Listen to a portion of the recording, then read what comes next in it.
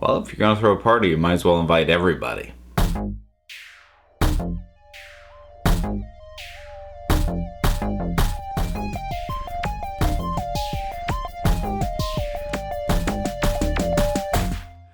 Spider-Man Into the Spider-Verse. I've been looking forward to this movie for a while now. This is a project that I was super skeptical of initially, just because it reeked of Sony's throw everything Spider-Man shaped at the wall and hope to God it turns into money approach that they've been doing for, they've been trying to do for a while now, and now it's yielding actual additional films beyond Spider-Man itself.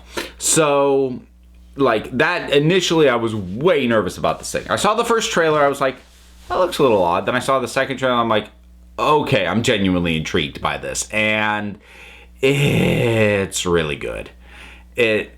I may end up getting into more spoilerish stuff. I'll try not to. But I'll warn you if I feel I have to go there.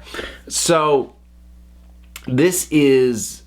I don't know how much, people have been exposing themselves to the marketing. I've been trying to minimize it for myself. But as the title would imply, there are multiple Spider-Man or Spider characters swinging around in this film. There's 6 primarily.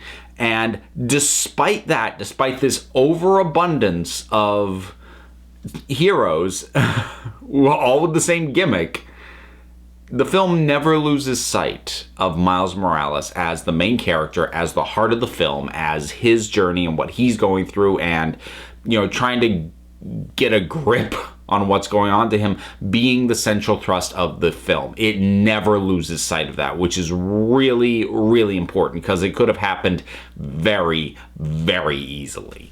And Miles is great. Miles is a terrific teenage character. It's funny, I hadn't thought about it going in, but if I'd thought about it more, I would have been a little bit nervous about going with Miles, because since they aged Peter Parker down, back into high school again for the MCU, it could have been really redundant in terms of that age of a Spider-Man character. But this manages to counteract that for a few reasons. The first is we didn't get to see the Tom Holland origin, so we don't have a direct one-to-one comparison as far as that's going. In addition to that, we do get versions of Peter Parker as well, so it feels less necessary to compare Miles Morales to the Tom Holland version of Peter Parker, specifically because we have other versions of Peter Parker actually in the film to compare him to, which kind of takes the curse off that entire thing. Plot-wise, how much do I want to tell you?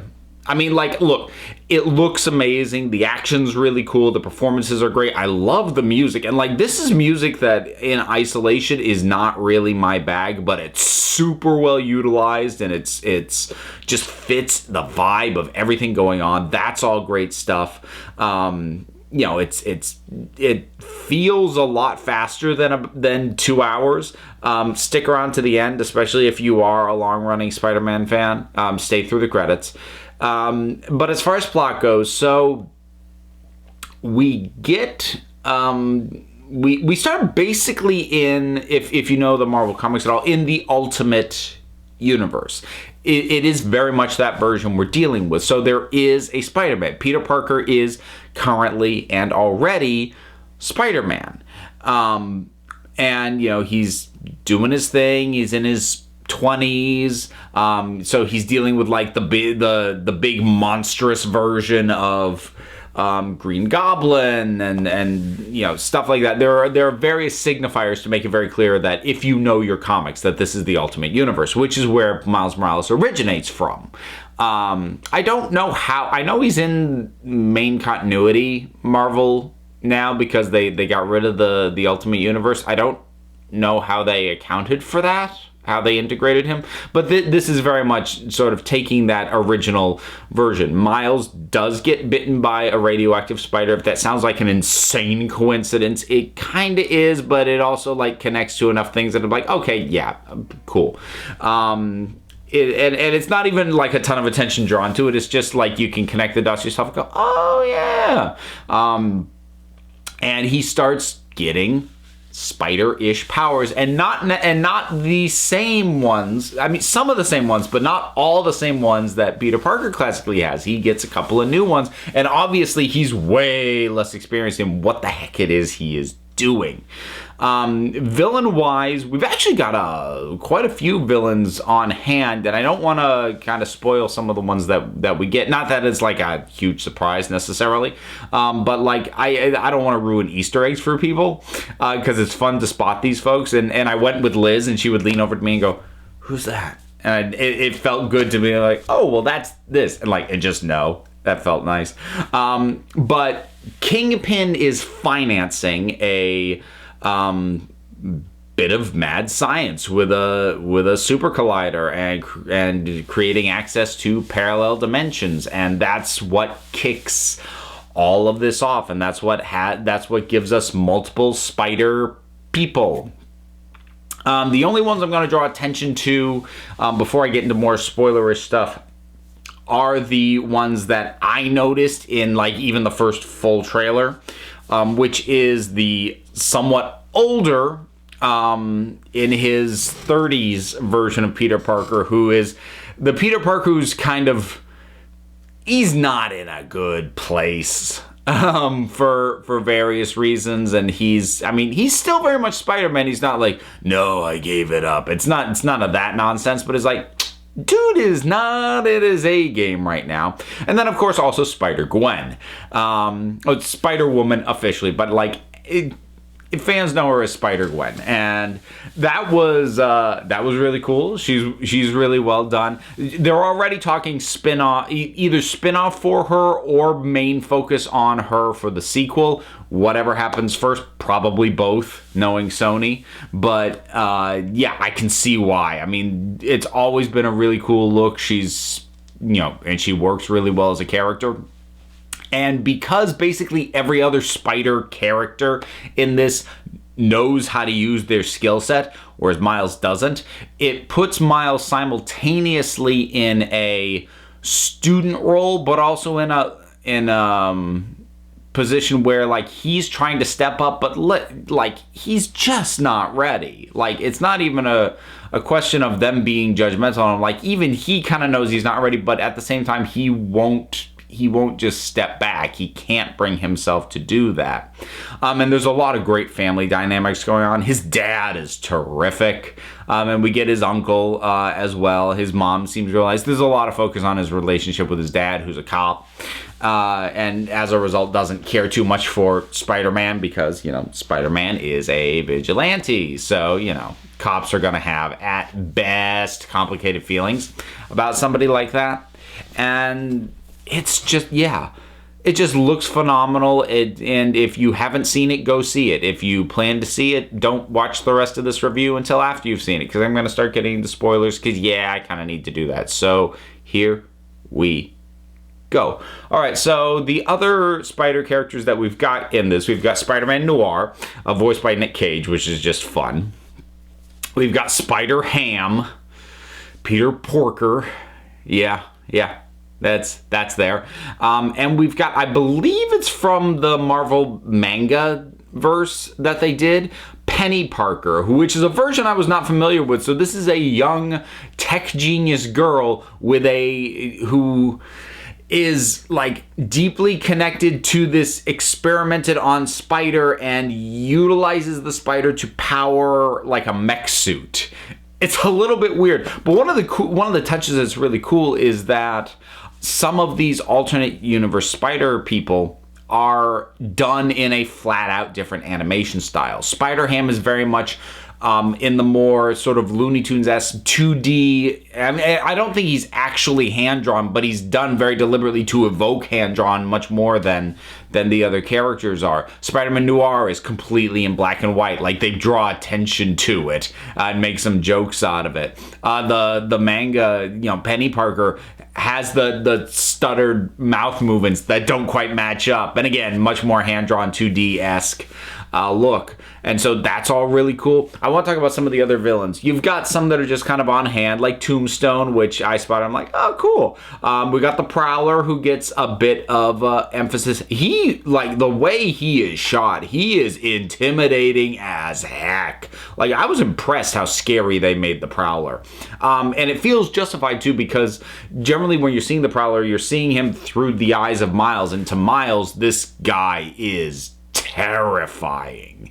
And that's before even getting into more of the details of the character. And yeah, so that was really well done. I like, and I don't know if this actually has precedent in the comics. Their take on Doc Ock, I quite enjoy. So it's a woman named Olivia Octavius. So I know that there has been a woman carrying the mantle of Dr. Octopus before. I think it happened in the 90s, but I don't think there's specifically precedent for like a gender-swapped alternate universe version of Otto Octavius, which is what this comes across as, is what this feels like. So she might be semi-original in that way, but she was cool. I liked her because, you know, she was very much sort of the wild-haired, sort of just tinkering with tech, kind of adorable. Like, I mean, she looked a little like Professor Trelawney from Harry Potter. But then, you know, the other arms come out, and you're like, oh crap. And she's good in a fight. Like, she's taking on multiple spider people at the same time, and you believe that they're having a hard time dealing with her. We get a kind of very highly technical and like cyborg-ish version of the Scorpion, which I wasn't familiar with.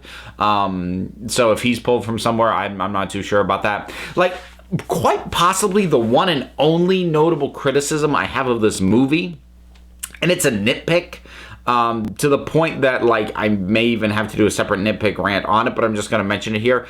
I don't love the design on Kingpin, or actually, let me backtrack. I actually do like the design on Kingpin.